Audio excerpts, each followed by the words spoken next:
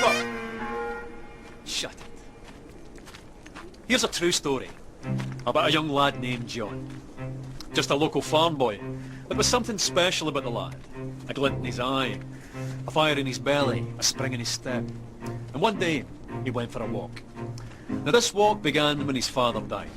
The year was 1819, and he was just 14 years old. Bereavement counselling. Well, these were the days when young boys were sent into the fields. The mills, the mines, tough times. But young John was smart enough to be lucky.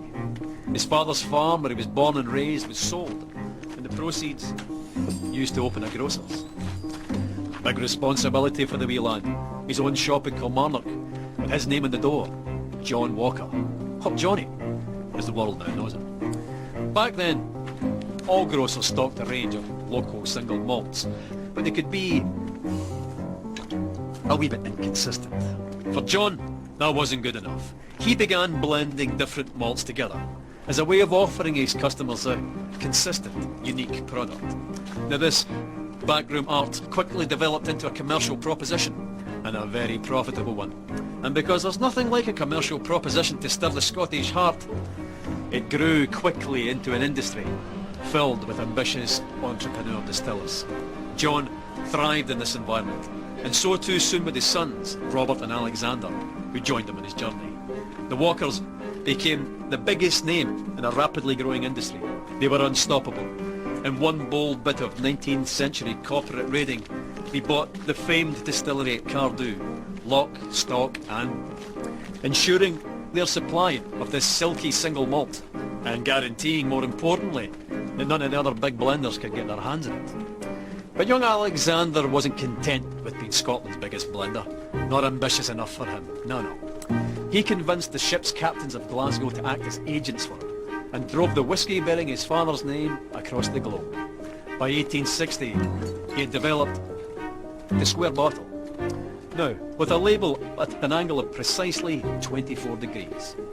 No big deal, you might think, but you'd be wrong. The square bottle meant less breakages and more bottles per shipment. The diagonal label meant larger type, and together that meant Johnnie Walker had unmistakable presence on any shelf in the world.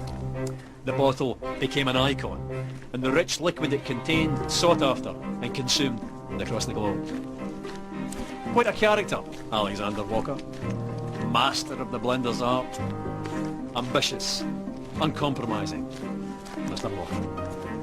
It was John's grandsons, George and Alexander II's turn to join him on his journey. They led the brand into the 20th century. By 1909, they had developed the iconic red label and black label, and persuaded Tom Brown, the best young illustrator of the day, to sketch a striding man in a napkin during a business lunch.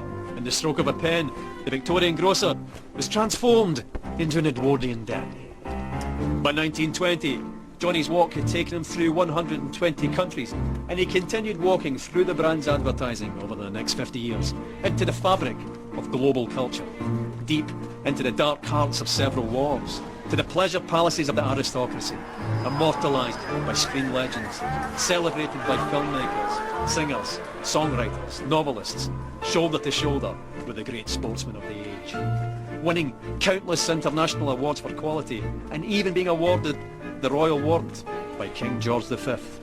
No going back after that. Not that going back would even have occurred to Johnny, or any of his family.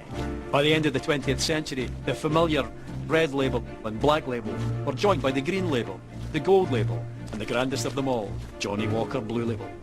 By the beginning of the 21st century, Johnnie Walker wasn't just the world's biggest whiskey brand, but an international symbol of progress. The brand's keep walking mantra, adopted by pro-democracy protesters and parliamentary speechwriters. What would the farm-born Victorian grocer have thought of all of this? He'd have loved it. A Victorian farm-born grocer he might have been, but he and the family that followed him were possessed by a fiery ambition with the skill and intelligence to match. 200 years later, and Johnnie Walker's still walking, and he's not showing any signs of stopping.